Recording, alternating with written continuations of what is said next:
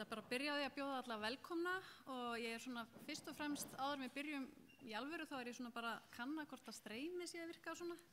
En þá ætla ég bara að byrja á því að fagna því að hvað eru margir mættir, það líka vonandi fólk í streymi. Hvað segir þú, Jói? Sést einhvers staðar eða?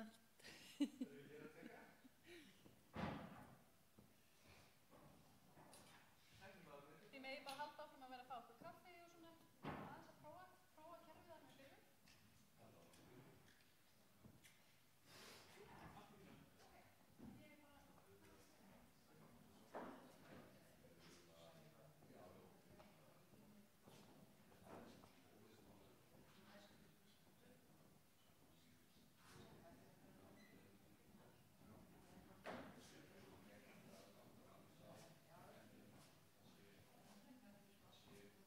En jæja, nú ætlum ég að byrja í alvörunni.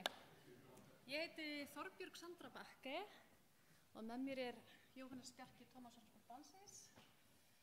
Við erum sem sagt frá Umhverfisstofnun en erum hér fyrir hönd verkefnisins Saman gegn sóun og líka verkefnisins Hringrásarklasans sem nýtt verkefni samstarfsnet fyrirtækja sem vilja gera vel í hringrásarmálum.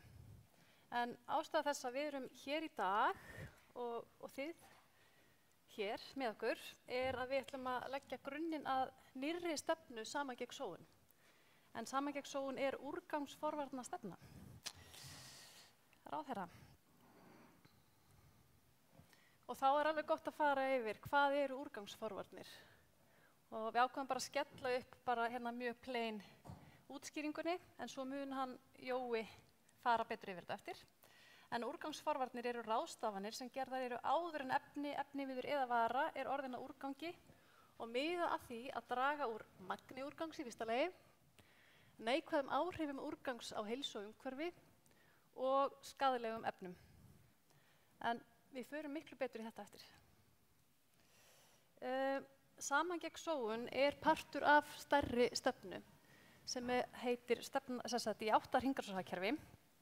Og það stefna stjórnvalda innleiðingu hringrásarhagkerfis. Síðari hlutinn hann nær yfir meðhöndlun úrgangs og þar með talið flokkun á meðan fyrir hlutinn Saman gegn sóun, það eru þessar úrgangsforvarnir. Það ótrúlega auðvelt að gleyma sér í að vera að tala flokkun og við erum alveg meira þess að við sem störfum í þessum málaflokkum alla daga, við erum alltaf óvart farin að tala flokkun. Alls það sem við komum að tala Saman gegn sóun, þá eiginlega fyrsta spurningin, hvernig á ég að flokka plast, þetta plast eða þetta málmur á snakkbókanum?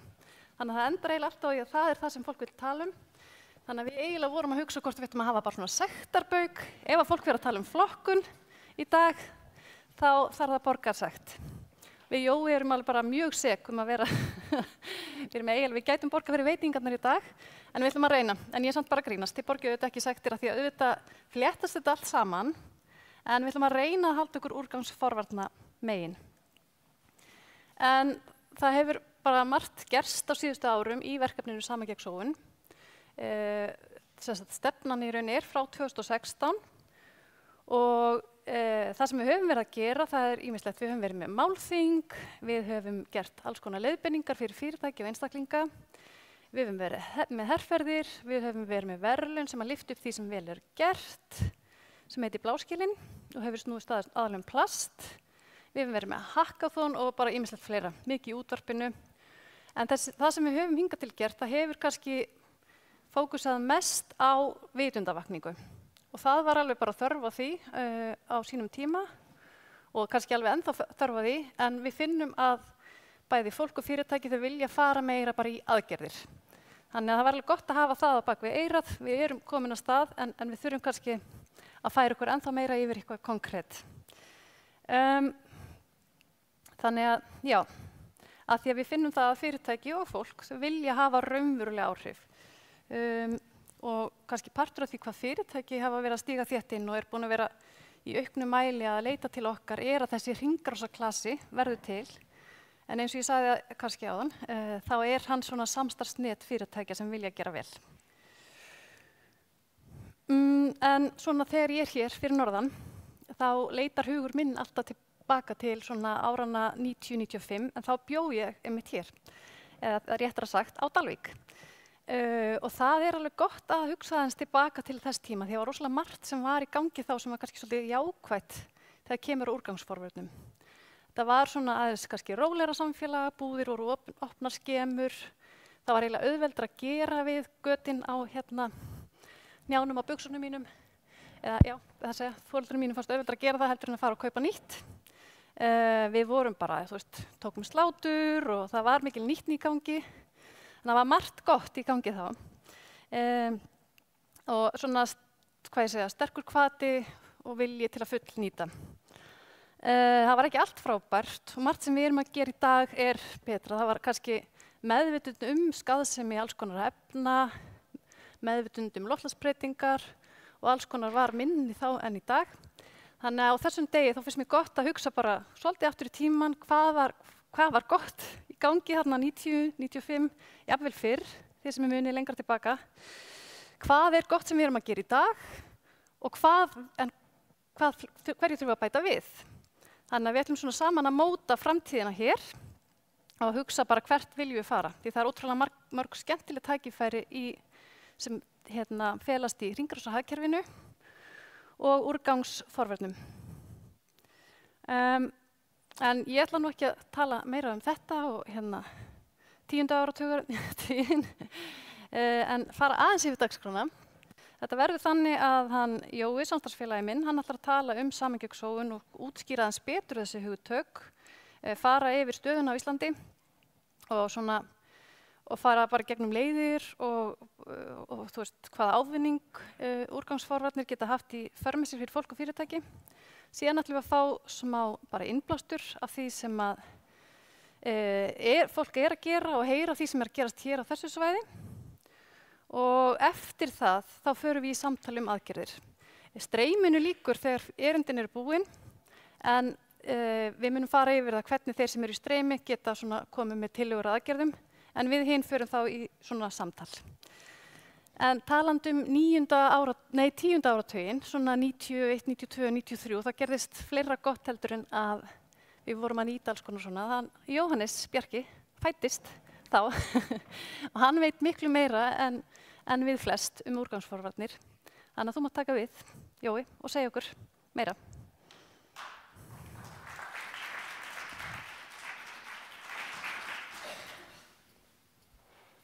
Takk fyrir þetta, Tobba. Takk fyrir. Já, ég veit sitthvað úrgangsforvarnir. Ég samt ekki úrgangsfræðingur, aðalega af því að það ekki til, allavega ekki ennþá. En ég líffræðingur, þannig að ég leit alltaf svona í náttúruna, í jörðina, hnöttin, eitthvað svona.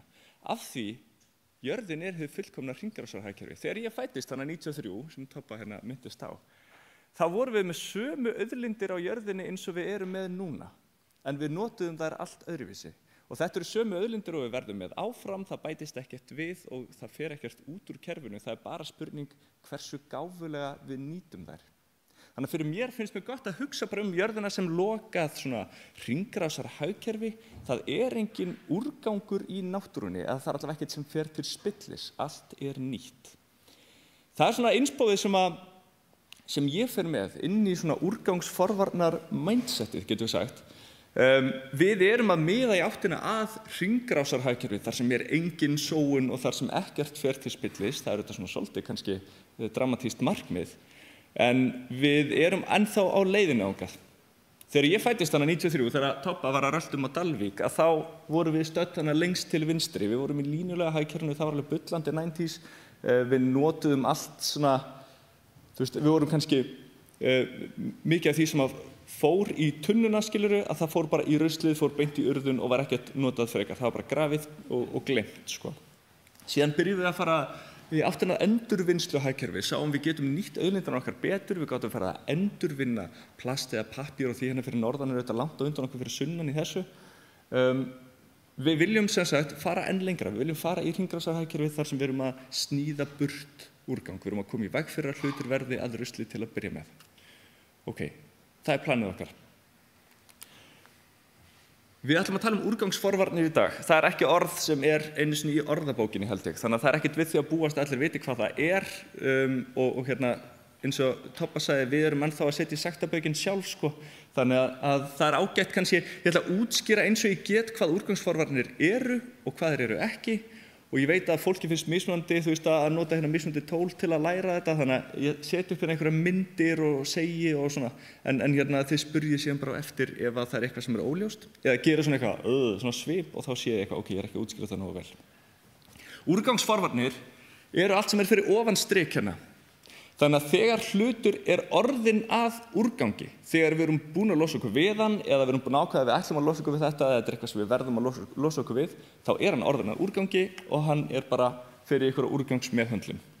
Þessi píramídi hérna, hann sýnir svona óskalistan í úrgangsmálum og neðst er verst. Þannig að neðst, hérna förgun, ef við urðum drasl, að það er versta mögulega meðhöndlun á úrgangi. Og ég er með svona 90s árskýrslur frá Sorpu á borðinu hjá mér og mér finnst mjög fyndið að lesa þær af því að þar eru menn að monta sig af því, sko, heyrðu, við náðum að urða 85% af öllum úrgangnum. Veist, og það er gett gott. Markmiðið næsta ár, hérna 95, þá ætlum við að ná 90%, skilji. Þannig að það var besta þá, af því að ef það var ekki urðað, þá var ég bara að hendi sjóinn eða onni í skurð og kveikti því, skilji. Við erum komin svolítið langa leið síðan hana 93. Ok, svo getum við hérna að fara að gera eitthvað annað sniðugt. Við getum kannski fara að nota jarðefni sem fyllingarefni í hafnir eða eitthvað svoleiðis, skilji, brennt úrgang til að endurheimta orku. Það var eitthvað svona önnur endurnýting. Það er aðeins skárra en að urða en það er miklu verra heldur en við getum bara endurunnið efni í ný hráefni. Og frekar viljum við geta notað hlutina aftur, eða ekki? Frekar heldur en að þurfa að senda þá í einhverja endurvinnslu. Svo erum við komin fyrir ofan strik. Hvað getum við gert til að koma í veg fyrir að hlutir verði að úrgangi? Hvar getum við dregið úr sóun í framleiðslu? Getum við skorið út eitthvað óþarfa? Einhvers staðar er eitthvað systematískt í kerfin okkar sem veldur því að við búum til meira af úrgangi en við þurfum. Ok, höldum okkur fyrir ofan strik. Hvernig líta þessar aðgerðir út? Hvað getum við gert sem er úrgangsforvarnir? Og það eru svona hversdagslegir hlutir eins og bara að afþakka eitthvað sem þú þarft ekki. Þú þarft ekki endilega einnota kaffibolla af því að við erum með fjölnota kaffibolla hérna, perfekt dæmi, skilji, þú veist, og við sem, hvort sem við erum neytendur eða fyrirtæki eða stefnumótendur, þú veist, þetta er allt dæmi eitthvað sem við getum gert, hvort sem er heima eða í vinnunni eða hvar sem er. Þú veist, afþakka, endurhugsa, er hægt að gera eitthvað fleira, er hægt að hanna vörur öðruvísi þannig að það er minni úrgang, skilur, draga úr, þurfa pakningar að vera til staðar og ef við þurfum að nota pakningar getum við minnkað þær eða haft þær úr þynnra efni, skilji. Og svo fram eftir götum, endurnotkun, viðgerðir, endurframleiðsla, þetta er allt perfekt dæmi úrgangsforvarnir. Og svo fyrir neðanstrik hana er endurvinnsla, við ætlum ekki að tala um hann í dag. Ok, þetta er eitthvað sem við erum svona búin að vera að blaðra í alveg talsvert mörg ár í saman gegn sóun. Við erum alltaf að tala við neytendur, við heimili, við einstaklinga, skilji, og við erum alveg búin að komast svolítið langt í því.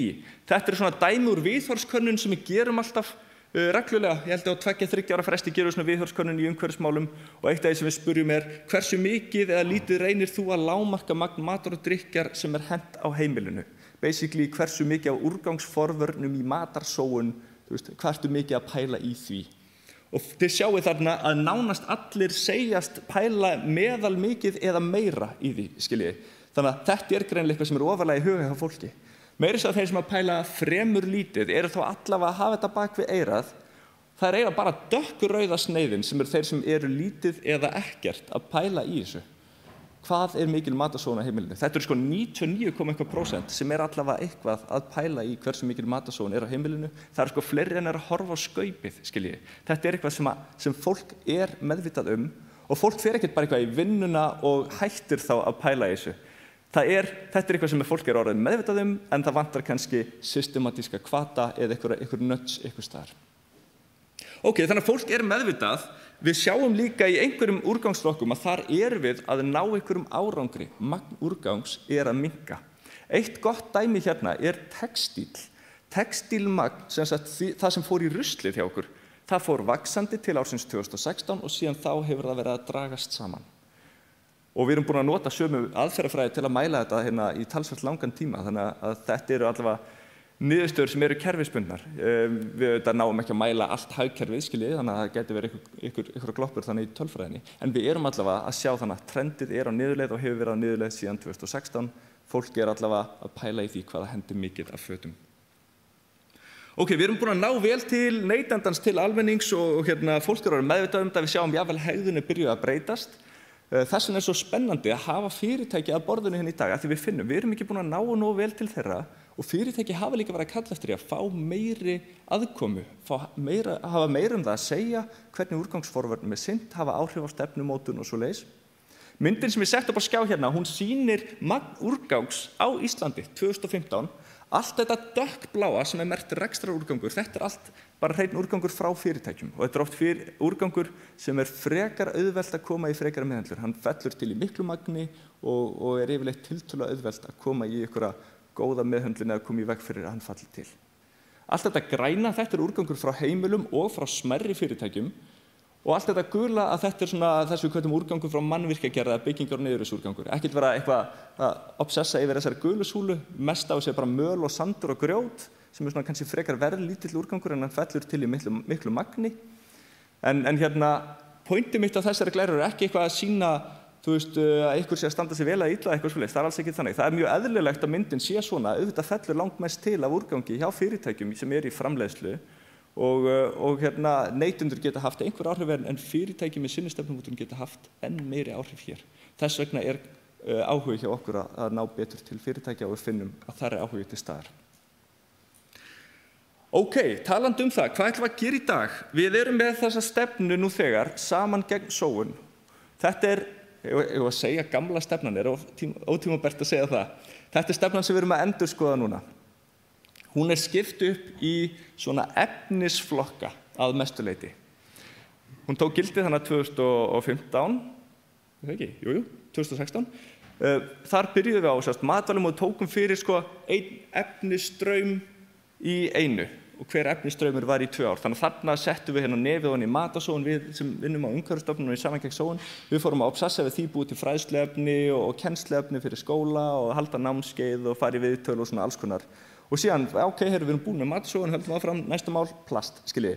Og þetta var mjög gagnleg nálgun þegar við vorum að byrja þessu. Við finnum hins vegar, við erum búin að ná vel til fólks, fólk þekkir úrgangsmál og úrgangsforvarnir miklu betur heldur en þegar þetta verkefni fór á stað. Þannig að við erum svona aðeins tvístígandi hvort þetta sé svo nálgun sem við munum taka í nýrri stefnu. Þetta eitthvað sem við munum bera undir ykkur á eftir, held ég. Annað sem við erum líka að pæla, sem gæti verið gagnlegur vinkill í nýrri stefnu, að það hvaða aðferðir getum við notað til þess að draga úr magni úrgangs. Þannig að hér erum við meira svona að horfa á hvaða leiðir henta fyrirtækjum best til þess að þau geti dregið úr magni úrgangs sem fellur til hjá þeim. Við getum farið margar leiðir að sama markmiði, að minnka sóun og bara svona, lesi upp þennan lista þetta eitthvað sem okkur datt í hug og passar ágætlega við svona opinbera stefnumótun að skipta upp í þessar aðferðir, opinber innkaup til dæmis, gögn, aðgengi að fjármagni, skattar og ívilnanir. Þetta allt tól sem við getum notað að sama markmiði en geta hendað mismunandi aðilum og við viljum auðvitað bara velja það sem hefur mest áhrif. Regluverk, vitundarvakningu og fræðsla, ráðgjöf til fyrirtækja, vottunar og viðurkenningar, sama pæling. Ef ég bara stilli upp einu svona raunhæfi dæmi hvernig þetta getur litið út, við nýlega þá ákveðum við ætlum að nota minna af einnota plastpokum og við getum farið margar mismunandi leiðir í stefnumótun til að ná því markmiði og ég bara mátaði þetta dæmi við þessar aðferðir sem eru á listanum. Þannig að, ok, við erum búin að ákveða við ætlum að nota minna af einnota plastpokum, við getum beitt okkur í gegnum opinber innkaup, ríki og sveitarfélög þau bara hætta að kaupa einnota plastpoka, og þannig sjálfkrafa drögum við úr eftirspurninni og hvetjum fólk til að hugsa á nýjan hátt. Við getum líka safnað betri gögnum, kannski vita menn ekkert hvað fellur mikið til af einnota plastpokum í sveitarfélaginu, erum við að standa okkur vel eða illa nú þegar. Aðgengi að fjármagni skiptir auðvitað miklu máli líka og það oft þröskuldur. Eru fjárfestar tilbúnir að fjárfesta í nýjum lausnum, getur við verið hvati að því að auka aðgengi að fjármagni einhvern veginn. Skattar og ívilnanir náttúrulega tala vel til margra. Það getur fengið afslátt af sköttum ef maður stendur sig vel eða getur fengið niðurfellingu á virðisaukaskatti, ég veit ekki hvað. Regluverk, bönnum bara plastpoka, það svona kannski einfaldasta leiðin en það eru auðvitað fleiri leiðir inn í regluverk til að hafa áhrif. Vitundarvakning og fræðsla eitthvað sem við höfum verið að sinna mjög mikið, að upplýsa neytendur, upplýsa fyrirtæki skaðsemi plasts og kannski benda á eitthvað sem má gera betur. Og svo ráðgjöf til fyrirtækja. Hvernig hægt að innleiða þetta? Lífplast plast og hvernig passar þetta og hitt og þetta inn í regluverkið?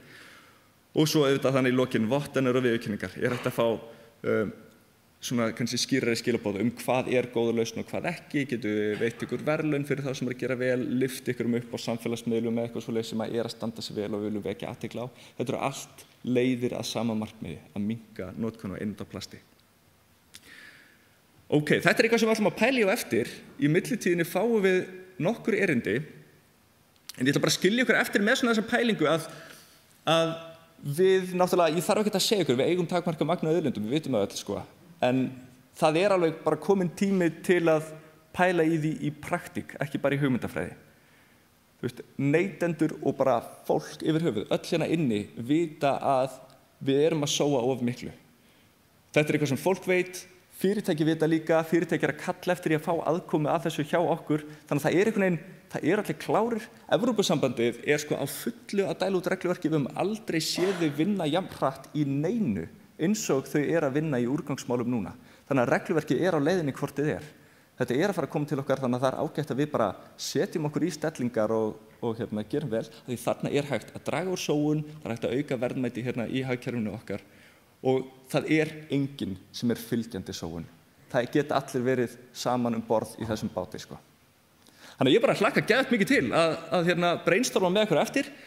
Í millitíðinni fá ykkur erindi. Tóma, vilt þú ekki bara taka við aftur? Takk fyrir þetta, Jói.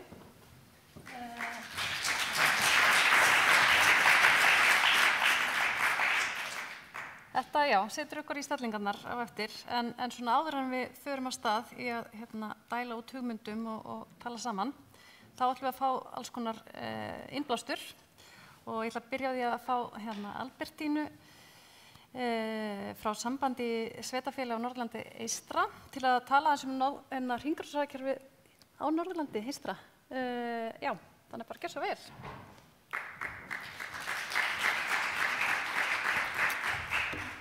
Sælverði og gaman að vera hérna með ykkur og bara takk hérlega fyrir að bjóða okkur að taka þátt í þessu samtali. Við hjá Samtökum sveitarfélaga og atvinnuþróunar á Norðurlandi eystra erum að gera ýmislegt í þessum málum, en svo líka bara svo gaman að þegar ég fór að velta fyrir mér hver staðan væri hérna á Norðurlandi eystra að átta sig á að við erum bara að gera margt rosalega gott. Þannig að mér langaði svolítið út af því að ég veit að við erum stundum svolítið dugleg, það er svo auðvelt að rífa sig niður. Að þá langaði mér frekar að koma aðeins með jákvæða hliðarnar hérna og fara aðeins yfir það sem við erum að gera vel. Bara svona rétt aðeins til þess að tæpa á hlutverki SSNE, hvað SSNE? Bara örstutt hérna í byrjun, þá erum við samstarfsvettvangur sveitarfélaga á Norðurlandi eystra, auk þess sem við höfum það hlutverk að styðja sérstaklega við menningarlíf og atvinnulíf á svæðinu og bjóðum upp á ýmsa þjónustu til almennings og fyrirtækja, þar á meðal ráðgjöf á sviði atvinnuþróunar og menningar. En þá höfum við líka verið býsna öflug á sviði umhverfismála og hrintum meðal annars af stað grænum skrifum SSNE, fyrirmynd Umhverfisstofnunar, fyrir sveitarfélögin á Norðurlandi eystra á síðasta ári sem hefur verið ótrúlega skemmtileg og mikilvæg vegferð. Við störfum og byggjum okkar starf á sóknaráætlun Norðurlands eystra, en það okkar hlutverk að fylgja henni eftir og eins og þið sjáið hérna á myndinni þá fókusar hún á þessa flokka, þar að segja atvinnuþróun og nýsköpun, menningu og umhverfismál. Og þannig að það eru íbúar á Norðurlandi eystra völdu að hafa umhverfismál sem einn af fókushópunum í öllu starfi á árunum 2020-2024. Þannig að þetta eitthvað sem skiptir okkur miklu máli, umhverfismálin. Fyrir þau ykkar sem þekki, veit ekki hvað sóknaráætlunin þá hún í grunninn samningur á milli landshlutana og ríkis það sem sammælst ákveðna framtíðarsýn og markmið fyrir viðkomandi landshluta og í sóknaráætlunum kemur svo fjármagn frá ríki og sveitarfélögum í verkefni og þar á meðal náttúrulega umhverfisverkefni. Og á þessu ári eru til að mynda 127 milljónir settar í verkefni sóknaráætlunar og þar á náttúrulega alveg sletti í umhverfismál. En ég hvet ykkur að þið hafið áhuga að vita meira þetta, sem erindið náttúrulega ekki að kíkja á heimasíðuna okkar á ssne.is, aðeins að stelast til þess að vekja athygli á þessu. Norðurland eystra náttúrulega svolítið stór landsluti, þannig að bara svo við gerum okkur grein fyrir að við erum að tala alveg frá Siglufirði fyrir norðan okkur og alveg að Bakkafirði í austri. En þegar maður hugsar hringrásarhagkerfið þá stundum svolítið erfitt að átta sig á því hvar maður á eiginlega að byrja. Þetta náttúrulega hringrás.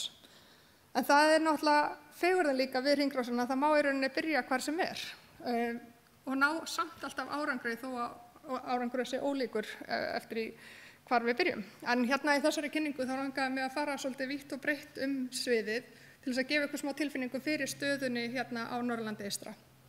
En í þessum víðfeðma landshluta að finna ótrúlega mörg skemmtileg og áhugaverð dæmi hagkerfið og má segja að staðan hjá okkur eins og ég nefndi áðan sé virkilega góð þó að enn séu þetta mikil tækifæri til þess að bæta okkur.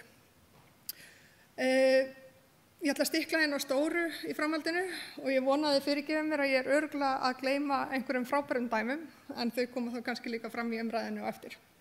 En kannski eðlilega í ljósi þess og ég veit að það bannað að tala hvernig við vinnum með úrganginn okkar, þá langar mér samt að byrja á því að hrósa sveitarfélögunum á Norðurlandi eystra fyrir þá framsýni sem þau sýndu árið 2007 og var nú reyndar bara í miðju hruni sem ákveðið að byggja moltu hérna í Eyjafirðinum. En síðan þá hefur lífrænum úrgangi verið safnað frá heimilum hér í landshlutunum og hann nýttur til þess að búa til moltu sem síðan nýttur á fjölbreyttan hátt til að mynda til þess að halda golfvellinum okkar grænum sem náttúrulega bara mjög jákvætt. En eins og Jóhannes kom inn á þá snýst hringrásanýtingin ekki bara það að taka úrgang og vinna úr honum heldur alls konar nýtingu, ekki henda hlutunum yfir höfuð bara út af því að okkur langar ekki að eiga það lengur heldur koma þeim einhvern veginn í notkun og nýtingu og þar skipta samfélagsleg verkefni oft gríðarlega miklu máli. Það hefur verið mikil gróska í loppum og nytjamörkuðum víðsvegar landshlutann og má heita að það séu loppur á langflestu þéttbýlistöðum hérna á Norðurlandi eystra. Og þá má ekki gleyma öllum þeim mikilvægu þjónustuaðilum sem hjálpa okkur að eiga hlutinu okkar aðeins lengur og út af því að við erum hérna á Akureyri þá nefni ég dæmi til dæmis litlu saumastofuna, skósmiðinn og álfana. En síðan eru líka hlutir sem maður kannski fattar ekki að eru hluti af hringrásarhagkerfinu sem til dæmis þjónusta byggingarvöruverslana hérna í landshlutunum þar sem þú getur leigt tæki sem þú þarf kannski bara að nota einu sinni á ævinni. Þú veist eins og við hjónin erum í svona framkvæmdum og leigðum hérna einhverja svona sköfu í byggingarvöruverslun hérna í staðinn fyrir að vera að kaupa hana til þess að eiga hana og nota hana aldrei aftur. Þannig að það ótrúlega gott dæmi og mikilvægt, eitthvað sem bara mjög dýrmætt, bæði fyrir einstaklinga og fyrir umhverfið. Þá skíðaþjónustan á Akureyri, löngu orðin landsfræg að stuðla að bættri nýtingu bæði á skíðum og hjólum Norðlendinga og líklega bara landsmanna allra. Það mjög margir sem koma með skíðin fyrir börnin frá síðasta ári þegar þau koma á skíða á Akureyri og skipta út. En þá náttúrulega ekki heldur hjá því komist að nefna þá forystu sem bókasöfnin í landshlutunum hafa tekið þegar kemur að hringrásarhagkerfinu með Amtsbókasafnið fremst í flokki. En eins og mun náttúrulega koma fram hérna á eftir þá hafa þau verið að gera magnaða hluti á þessu sviði. En það má líka nefna sem dæmi bókasafnið á Húsavík sem hefur staðið fyrir skiptimörkuðum eins og til dæmis á spilum og púslum þar sem þúsundir púsla hafa verið að skipta hendur sem náttúrulega algjörlega magnað. En ef við færum okkur aðeins úr þessu samfélagslega, þessu sem kannski stendur íbúunum næst og yfir í atvinnulífið og hvernig fyrirtæki eru að styðja við hringrásarhagkerfið. Við erum náttúrulega með fyrirmyndardæmi eins og hér í Sæplasti og verður kynnt hérna á eftir sem þjónar okkar stærsta atvinnugrein sem sjávarútvegurinn. En ástæða þess að ég byrja hér á að nefna sjávarútveginn þó ekki út af því að hann stærsta atvinnugreinin heldur út af því að sjávarútvegurinn hefur verið til fyrirmyndar á síðustu árum og áratugum þegar kemur að nýtingu afurða og úrgangi. En sjávarútvegurinn hefur á síðustu áratugum farið úr því að henda bara alveg ótrúlega miklum verðmætum í að nýta nánast hverja einustu örðu. Það eiginlega bara vandamáli að þú vilt komast í úrgang úr sjávarútvegi, það eiginlega ekki hægt út af því að þetta allt orðið svo mikil verðmæti. Og það má náttúrulega hrósa fyrirtækjum eins og Samherja, við erum öll með myndir hérna frá Dalvík, Samherja sem hafa lagt vinnu og fjármuni í þá vegferð og nýta allt sem fellur til verðmætasköpunar. og hámarka þannig nýtingu hráefnisins á öllum vinnslustigum sem er náttúrulega takmarkið okkar, að nýta vörun okkar sem allra best. En hringrásarhagkerfi getur svo líka verið útrúlega mikilvægt tól þegar kemur að nýsköpun og svona nýskapandi hugsun. En hér í landshlutanum eru einnig til fyrirmyndar fyrirtæki sem hafa farið í að leysa einmitt úrgangsvandamál í sjávarútvegi til dæmis með nýsköpun og nýtingu. Og má meðal annars nefna þar Genís og Primex á Siglufirði sem að byggja framleiðslu sína á rækjuskel sem var áður dælt bara í höfnina og höfnin var nú oft ansi rauð og bleik. En hún núna er náttúrulega kítósan og framleiðslu á húðvörum, bætaefnum og lyfjum. Fleiri fyrirmyndaverkefni úr atvinnulífinu má nefna eins og til dæmis norðursiglingu á Húsavík sem hefur verið að taka gamla eikarbáta og gera þá upp og nýta í hvalaskoðun og hafa meira að segja nýtt til þess rekavið. Bara alls konar náttúrulega hluti í verðmætasköpun á sviði ferðaþjónustu. Að lokum ætla ég að nefna nokkur verkefni sem við hjá SSNI og sveitarfélögin á Norðurlandi eystra höfum komið að, en það er til að mynda Eimur sem er félagi í eigu SSNI, Landsvirkjunar, Norðurorku, Umhverfisorku og Loftslagsráðuneytisins og Hitaveitu Húsavíkur. En það er verkefni sem einfaldlega hefur það verkefni að stuðla að bættri nýtingu á Norðurlandi eystra og þá náttúrulega sérstaklega verið að horfa til að mynda glatvarma frá fyrirtækjum á svæðinu eins og til að mynda frá jarðvarmavirkjunum og frá framleiðslu fyrirtækjum á svæðinu. Og þá hýsir Eimur einnig græna iðngarða á Bakka, en eins og kemur fram á heimasíðu verkefnisins árbakki-ecopark.com þá grænir iðngarðar vettvangur fyrir iðnað sem að setja sér skýr markmið að nýta allar auðlindirnar, alla auðlindastraumana á svæðinu sem er gríðarlega mikilvægt. Og þá höfum við hjá SSNI unnið ötullega að uppbyggingu líforkuvers á Norðurlandi eystra síðasta árið eða svo, en þar er hugmyndin að byggja upp úrvinnslu á svokölluðum Cat 1 úrgangi og búa til í rauninni verðmæti úr honum, búa til lífdísil og það kemur kjötmjöl og fita sem er þá hægt að brenna í stað þess að henda eða bara brenna í sorpbrennslu eins og er gert í dag því miður. En líforkuverið er bara virkilega flott dæmi hringrásarnýtingu og ég held að ég fullyrði að við séum mjög spennt að sjá það vaxa upp. En ef einhver vill vita meira það, þá er Kristín Helga Schött framkvæmdastjóri verkefnisins á svæðinu líka. Ég er alveg að vera mun. Við hjá SSNI höfum lagt mikið upp úr umhverfismálum eins og ég komið að áðan og enda eitt af markmiðum sóknaráætlunar og eitt af því sem við höfum komið að er meðal annars norðanáttin og krubbur á Húsavík sem voru ótrúlega skemmtileg dæmi þar sem við fókusum á hringrásarhagkerfið og lausnir í því samhengi og hvet ykkur til þess að skoða það. En að lokum í upphafi erindisins þá nefndi ég að það væri stundum svolítið erfitt að muna og fatta hvar maður á að byrja þegar kemur að hringrásarhagkerfinu og eflingu þess, en þetta er líklega kannski bara ekkert svo flókið. Leikskólanar okkar eru alveg hreint frábær fyrirmynd þegar kemur að bættri nýtingu og allskyns endurnýtingu bæði til sköpunar og til fræðslu og enda ég þetta erindi listaverki sem er núna verið að sýna á Glerártorgi.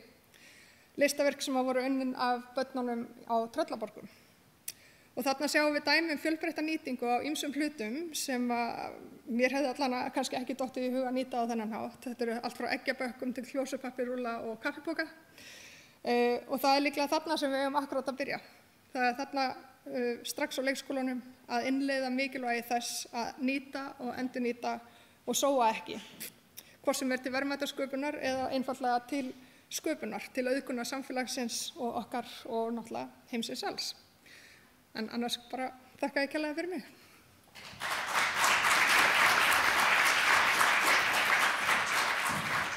Takk kærlega fyrir þetta. Það er greinilega mjög margt sem er nú þegar í gangi og svona gott að hafa bak við eyrað þegar við förum að vinna stefnuna eftir að við erum bara að fara að halda áfram að lyfta upp svona flottum hlutum og ganga lengra í þessum efnum.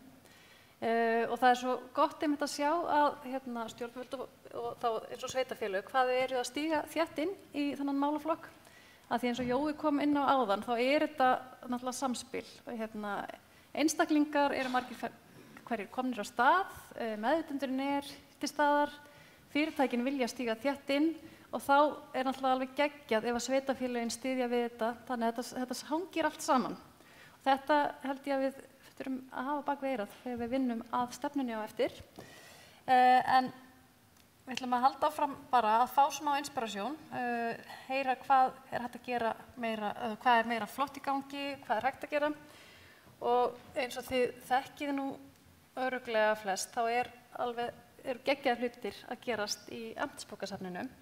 Sjálf kem ég hérna alltaf ef ég í fríum á yndislegar stundir með fjölskyldunni og svo bara fylgist ég með þeim á samfélagsmiðlum og það eiginlega fáir sem jafn oft nefndir sem svona fyrirmyndir, bara þegar maður að tala við aðalega, bara já, okkur langar að gera meira eins og Amtsbókasafnið, þau að gera svo margt sniðugt.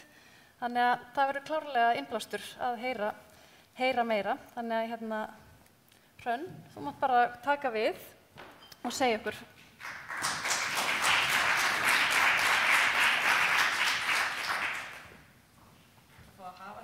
Blöðin svona til halds og trausts bara. En já, komið sæl. Ég heiti Hrönn og er verkefnastjóri á Amtsbókasafninu. Hvað íti ég á þetta? Ég hef aldrei notað svona. Örin, einmitt. Já, það sé ég meðal annars hringrásarverkefnin. Ég ætla aðeins að tala við ykkur tækifærin í deilihagkerfinu. Deilihagkerfi, hringrásarhagkerfi, þið þekkið þessu hugtök. En fyrir mjög mörgum að þá þetta svona kannski bara einhver orð sem að sérfræðingar og stofnanir, fyrirtæki nota til þess að svona aðeins að stæra sig af. Í hverju viku þá tökum við á móti skólahópum á bókasafninu og við spyrjum þau, vitið þið hvað hringrásarhagkerfi er? Svarið yfirleitt nei, en leið og við byrjum að útskýra fyrir þeim að þá svona já, þá fattu þau þetta. Af því að við erum öll þáttakendur í hringrásarhagkerfi, hvort sem við gerum okkur sérstaklega grein fyrir því eða ekki. Ég til dæmis fékk hennan ljómandi fína samfesting á loppumarkaði og það eru örugglega fleiri í salnum í notuðum fötum. Hversu margir eiga notaða bíla? Hversu mörg hafa gefið áfram barnaföt sem eru orðin of lítil? Og kannski fengi barnaföt gefins líka. Einmitt. Hafið þið farið í veislu og svo fengið að taka afganga með ykkur heim? Hafið þið fengið bók lánað á bókasafni? Af því að bókasafn náttúrulega ekkert annað en deilihagkerfi. Ísak hérna, hann kemur, fær lánaða bók, les hana, skilar henni og svo kemur Kristín Helga og fær nákvæmlega sömu bók lánaða og svo koll af kolli. En það enginn sem segir að þessi bara hægt að lána bækur. Það hægt að lána út spil. Það hægt að lána út kökuform, plokktangir, matarstell, verkfæri, leikföng. Það í rauninni engin takmörk svo framalega að fólk geti skilað því aftur sem það fær lánað. En ef það ekki hægt að skila því, að þá samt sem áður hægt að deila því. Það hægt að deila fræjum. Það hægt að deila fatnaði. Leikföngum, skógjöfum, spilum og púslum. Það hægt að deila mat. Það sem sagt ekki síður, bókasöfn í rauninni ekki síður vettvangur til þess að deila og skiptast á hlutum en að lána. Og ég veit ekki hvort að fólk áttar sig almennt á því, en það gríðarlega mikil umferð bókasöfn á Íslandi. Og svo við tökum dæmi á svona hefðbundnum degi á Amtsbókasafninu að þá að koma milli 300 og 400 manns. Og þá ég ekki að tala daga þegar það einhverju viðburðir. Þetta bara venjulegur þriðjudagur, 300 til 400 manns.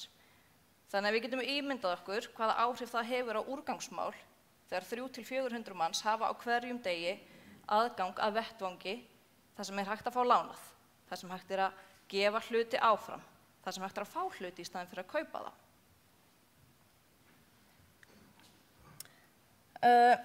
Já, þetta snýst svo mikið hugafar, því að þurfum við virkilega eiga allt. gefið áfram það sem við þurfum ekki að nota lengur? Getum við fengið lánað? Þurfum ekki endilega að eiga þetta allt? Og já, þó að þetta snúist svona fyrst og fremst bókasöfn hjá mér, að þá er þetta hugmyndafræði sem er hægt að nota á miklu fleiri stöðum. Vinnustaðir og skólar eru til dæmis frábær vettvangur til að deila og skiptast á hlutum. Íbúasamtök, foreldrafélög, íþróttafélögin. Ég meina, hversu frábært væri það ef það væri bara vettvangur þar sem hægt er að koma áfram tómstundabúnaði og íþróttafatnað. Því ég meina, við vitum það að krakkarnir þau vaksa bara á 0,1, þannig að þú þurft að kaupa nýja takkaskó á hverju einasta ári. Og þú veist, þetta er bara borðleikjandi að það ætti að vera hægt að skipta þessu út. Og svo sjáum við náttúrulega auðvitað sífellt fleiri dæmi rekstur á þessu sveit. Hún er eiginlega bara sama glæra á Albertína var með. Þannig að þið þekkið náttúrulega öll hopp. Þið þekkið þessa nytja og loppumarkaði, spjara sem að leigir út fatnað. Og það vantar reyndar inn á glæruna því ég sendi þetta frá mér á föstudag. En núna helgina þá heyrði ég á nýju verkefni sem heitir Stöff. Þar sem að þetta er svona vettvangur þar sem að fólk getur lánað og leigt út hluti sem það á. Þannig að til dæmis ef ég er búin að vera hérna bara eins og hamhleypa í garðinum og þarf að fara með þetta allan garðúrganginn upp á Gámasvæði, þá get ég kíkt inn á þessa síðu og sé þar að bara Kalli í þar næstu götu, hann er til í að leigja út kerruna sína fyrir 2000 kall daginn. Þá bara fer ég þangað og fæ kerru. Þannig að þetta er klárlega eitthvað sem að við getum séð meira af og mun fleiri sviðum og þetta er eitthvað sem við munum sjá meira af. En ég ætla aðeins að halda áfram að dásama almenningsbókasöfnin af því að þau náttúrulega standa fyrir ótal viðburðum og fræðsluerindum á hverju ári. Fræðslan er alltaf ókeypis og það sem meira er að það er ekki endilega bókasöfnin sem að standa að baki þessu. Þau sem eru að skipuleggja svona viðburði, þetta eru grasrótarsamtökin, hugsjónafólkið og bara fólk sem vil nota þennan vettvang til að koma boðskapnum á framfæri. Og svona að lokum, þá vil ég benda á eitt mjög skemmtilegt og það er að samkvæmt íslenskum lögum að þá eiga öll sveitarfélög að vera með almenningsbókasafn. Ég vil meina að þetta sé alveg frábært en oft á tíðum mjög vannýtt verkfæri. Af því að bókasöfn, þau hafa þarna alveg bara áratuga, árhundruða reynslu í þekkingamiðlun og deilihagkerfi. Það þarf ekki alltaf að finna upp hjólið og þarna er strúktúr sem að virkar og er hægt að byggja ofan á. Þannig að nýtið ykkur það. Takk fyrir.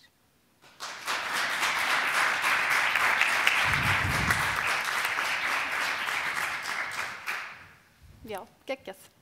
Ég er mjög mikil áhuga manneskju bókasöfn og vann sjálf lengi á bókasöfnum og ég bara tek undir þetta. Þetta er svo geggjaður vettvangur sem við getum nýtt ennþá betur en það er ótrúlega margt flott að gerast nú þegar. En það er, eins og ég sagði áðan, það er margt flott búið að vera í gangi lengi. Í aðdraganda þess að við vorum að skipuleggja þennan viðburð og ákveðum að heyra í Sæplast og rifjaðist upp fyrir mér að ég fór einmitt örugglega í kringum 92-93, þá fór ég á öskudegi í Sæplast.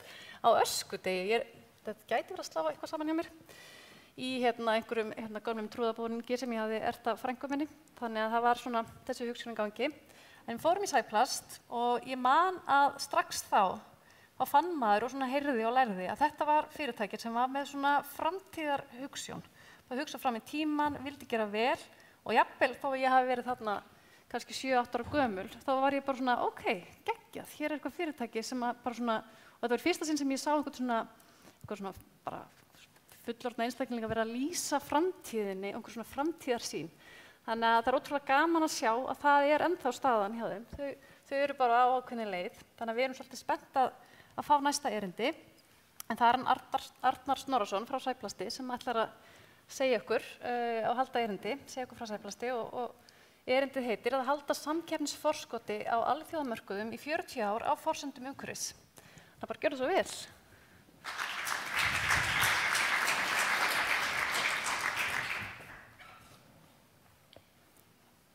Já, komið sæl. Ég mjög stoltur að geta staðið hér í dag og sagt aðeins frá starfsemi Sæplast í örfáum orðum og ekki síst að ég get staðfest það að við erum að vinna úrgangsforvörnum, þannig við erum fyrir ofanstrikk á Jónasi, allavega enn sem komið en hvernig á að halda samkeppnisforskrift til alþjóðamörkum í 40 ár. Sæplast var stofnað á Dalvík 28. febrúar 1984 og við fögnum því 40 ára afmæli í ár og erum gríðarlega stolt af því. En hjá Sæplast á Dalvík starfa 60 manns og við erum með starfsemi í 4300 fermetra húsnæði. Við erum með 3 svokallar hverfisteypu vélar sem skila 13 milljón evru veltu á ári. Við erum að umbreyta 2000 tonnum af plasti á ári í ker og byggingavörur. Og vörurnar okkar eru seldar til yfir 100 landa allan heim. Að auki, þá fyrir 12 árum síðan, þá stofnaði Sæplast í samvinnu við lykil viðskiptavinni fyrirtækið Item. En þar fer fram leiga og þjónusta með endurnýtanlegar umbúðir. Ég kem aðeins meira og betur á því og eftir. Ég gerir ráð fyrir að þið vitu öll hvað þetta hérna táknar, er ekki? En fyrir ykkur sem það ekki vitið, þá þetta efnasamband fyrir ákveðna tegunda plasti. Eins og við vitum, við komumst alla í gegnum daginn á þess að plast verður vegi okkar eða við verðum þess áskynja á einn eða annan hátt. Tökum sér svo strax tannburstana á morgnana sem eru úr plasti. Þannig að plast okkar huga frábært hráefni, þó svo að við líka séum hér fyrir að það hafi sína ókosti. En til miður það umgengnin sem að skapa þá slæmu ímynd og þá sýn sem að gæti verið að birtast eins og þessi hér. Þetta ekki plastun að kenna, það síður en svo. Því miður það ekki þannig. Plast frábært hráefni sem ég sagði, en því miður þá það umgengni okkar mannana sem skapar það að við erum að sjá myndir eins og þessa hér. Við hjá Sæplasti sjáum þetta aðeins öðruvísi. Við erum að búa til endurnýtanlegar umbúðir sem endast lengi og eru endurvinnanlegar og umbúðir sem þessar að búa til verðmæti fyrir margvíslegan iðnað. Þegar við erum að nota kerin í margvíslegum iðnaði þá erum við fyrst og síðast að við erum að tala umbúðirnar eru sterkar og öruggar. Þú skapar öruggara vinnuumhverfi, þú eykur matvælaöryggi, þú bætir meðferð hráefnis og þú þar með eykur verðmæti hráefnis og þú eykur afköst. Og það verður til vinnusparnaður og minni kostnaður. Allt þetta verður til þess að það minni sóun í öllu því sem við erum að gera. Vegna þess að sóun snýst ekki bara flokkun og annað slíkt. Þetta löng virðiskeðja sem við verðum að horfa til. Og kerin okkar, þau eru nýtt til að búa til hágæða hráefni og draga úr sóun. Hér dæmi hvernig við verðum að nota kerin til að búa og vinna loðnuhrogn. Gríðarlega verðmætt afurð sem áður kannski var ekki nýtt sem skyldi. Hér annað dæmi það hvernig kerin nýtt til að búa til hágæða parmaskinku, söltun á skinku. Hér verið að sýna hvernig kerin nýtt til að búa til gæludýrafóður, en reglugerðir og kröfur í gæludýrafóðursiðnaði eru jafnvel strangari heldur í reglugerðir til manneldis. Hér sjáum hvernig kerin nýtt til að hreinsa og halda skeldýrum á lífi og ala. Eitthvað sem við sáum ekki fyrir þegar Þorbjörg var heimsókja okkur á Dalvík 7 ára. Og kerin eru hér sem dæmi nýtt til þess að inn í bakari. Hér verið að búa til hágæða keks og brauð hjá stóru bakari í Evrópu. Þannig að við teljum okkur hafa tekið ákveðna ábyrgð og forystu í því að þróa vöru sem kemst inn í margvíslegan iðnað og þar með höfum við náð að draga úr sóun og svo nýsköpun og forysta sem við fórum á stað með í upphafi hafði alltaf það að leiðarljósi að við vorum búið til margnota umbúðir með langan líftíma. Og eins og við komum inn á það, við fórum í það vegferð að búa til deilihagkerfi fyrir 12 árum síðan og þar erum við með 55.000 einingar í leigu í allir í norðanverðri Evrópu. Öll vöruhönnun okkar tekur mið af endurvinnslu. Kerin okkar eru endurvinnaleg, sem gríðarlega mikilvægt. Endurvinnsluferlið, við höfum þegar tryggt að það sé til staðar og hráefnið aftur nýtt í nýja vöru. Við erum í markvissri nýsköpun og vöruþróun til að skapa virði og draga úr sóun. Það bara okkar markmið, bæði innan fyrirtækis og með okkar viðskiptavinum. Og síðast ekki síst, þá öll okkar framleiðsla í dag á kerum með endurnýjanlegri orku. Við erum eina fyrirtæki í heiminum sem getur státað þessu. Það bara þannig. Aðrir eru að nota olíu, gas eða annað jarðeldsneyti til þess. Og við lítum aðeins betur inn í endurnýjanlegar orku. Að fara í þessi orkuskipti, við hófum þessa vegferð fyrir 12 árum, 2012 segi ég. Og annað stórt skref þar var tekið í mars núna síðastliðnum, þar sem við náðum að taka enn stærra skref og 2/3 af okkar framleiðslu tækjum eru nú knúin rafmagni. Þannig það gerir okkur kleift að framleiða öll ker með rafmagni. Það gerir það verkum að heildarmengun CO2 losunar 900 tonnum minna en ella. Og þá komum við inn á heiminn sem að Jóhannes kom inn á hér í upphafi. Þannig að hér eru við líka að hjálpa til. Sjálfbærni skiptir okkur öll máli og við erum mjög stolt af því að vera búin að þróa fullkomlega endurvinnalega vöru og ker. Ferli bara þannig, við framleiðum okkar hönnum og framleiðum hana og afhendum hana til okkar viðskiptavina sem að nýtir hana í ýmsan iðnað. Svo eftir 15-20 ára annasum ár hjá vörunni, þá tökum við hana tilbaka, við mölum hana niður og það búið til hráefni sem við getum nýtt inn í okkar framleiðsluferli aftur og þannig getum við búið til nýja vöru og afhent aftur út á markaðinn. Sama má segja leigufyrirkomulag hjá okkur. Við erum með ætöpar með afhendingastöðvar víða í Evrópu. Viðskiptavinurinn fær afhendar vörur frá þeim stöðum og nýtir síðan kerin okkar til þess sem hann þarf og hann skila þeim síðan aftur á næstu skilastöð.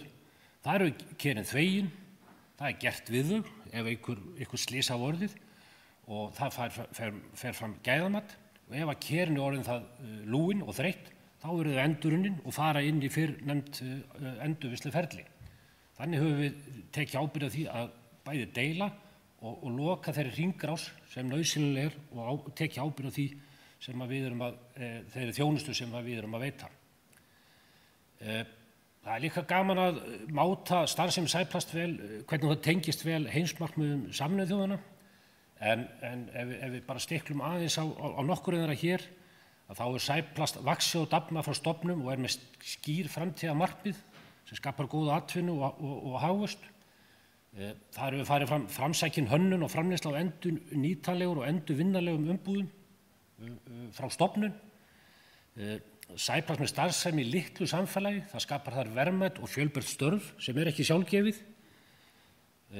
Sæplast nýtir þegar gömul ker til að búa til ný, sem gríðarlega mikilvægt. Og ker eru framleidd með grænni orku og einstök hönnun kerana spara líka vatn og orku þar sem þau eru endurnýtanleg. Og þetta að verða meira og meira tekið tillit til þess hjá viðskiptavinum okkar í dag, vegna þess að vatn og orka eru gríðarlega dýr og á skornum skammti. Og Sæplastkerin hámarka einnig verðmæti afurða og lágmarka hættu á sóun og rýrnun. Þannig við erum voðalega stolt af því að geta tekið þetta svona saman og hort tilbaka og eins til framtíðar að sjá hvert við erum að fara og við erum leiðandi á mörgu sviði eins og ég nefndi.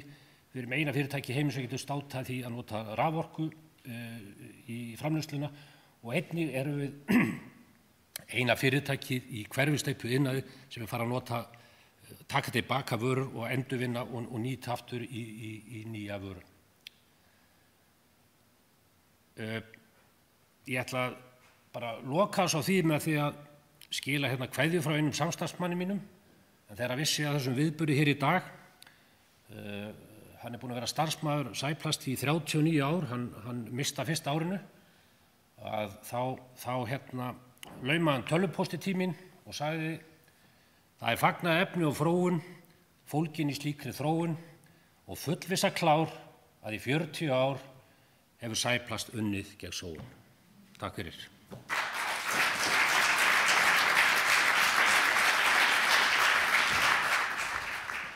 Já, Sæplast veldur ekki 7 ára gamlir mér vonbrigðum. Þannig að ég bara, já, og takk fyrir þessa vísu, mjög góð. Nú erum við í raun að fara að setjast í hópa og skrifa framtíðina, hvert ætlum við. Streyminu fer sérst að ljúka, þið sem eru heima, en þið megið endilega senda okkur ef þið eru með einhverja pælingar bara áherslur eða aðgerðir eða framtíðarsýn fyrir Saman gegn sóun. Þá megið þið senda þær á samangegnsóun@samangegnsóun.is. Svo verða fleiri svona viðburðir á fleiri stöðum á landinu, í höfuðborginu, á Suðurlandinu, á Ísafirði og Egilsstöðum. Þannig að það verða mörg tækifæri til að koma svona ykkar hugmyndum áleiðis. Þannig að já, vilt þú ekki bara taka við, Jói? Segja hvað við gerum næst? Já. Ættum við ekki að taka smá kaffi fyrst samt? Jú, það reyndar, já. Er það ekki, ekki allir sammála því? Já. Og við skulum bara endilega líka spjalla smá þar og Hefur ekki að taka bara 10 mínútur, er það ekki fínt? Jú, þið í streymi, ég veit ekki hvað mynda vil ég horfa í, en bara takk fyrir og við endilega sendum okkur hugmyndir. Hinir, kaffi. Já.